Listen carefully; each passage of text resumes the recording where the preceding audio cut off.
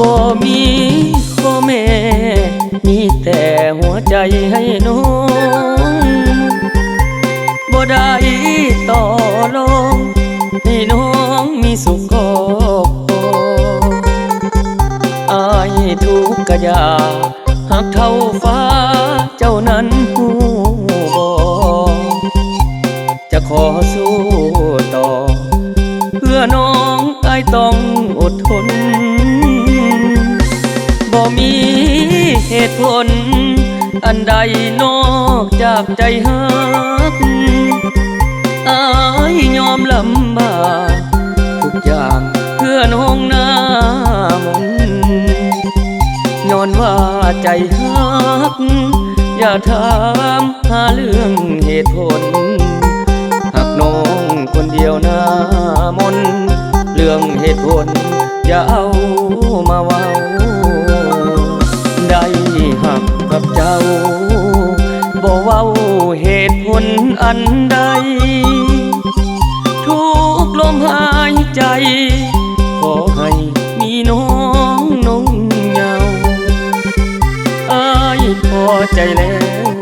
ที่มีน้องมาเดินห่วมเงาขอ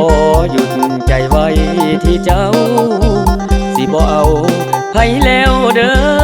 นางเหตุผลทุกอย่างมีแต่หัวใจให้น้องบ่ได้ต่อรองขอทำเพื่อน้องทุกอย่างเจ้าเป็นคนดีที่อายนี่ขอเดินร่วมทาง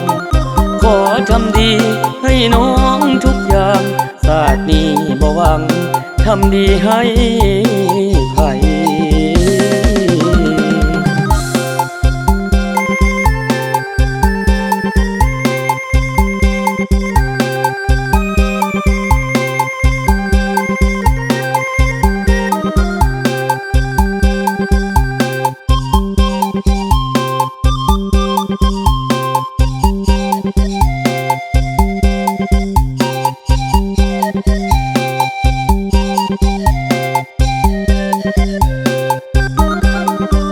ได้หักกับเจ้าบ่เว้าเหตุผลอันใดทุกลมหายใจขอให้มีน้องนุ่งเยาว์อายพอใจแล้วที่มีน้องมาเดินห่วมเงาขอหยุดใจไว้ที่เจ้าสิบ่เอาไผแล้วเด้อนางเหตุผลทุกอย่างมีแต่หัวใจให้น้องบ่ได้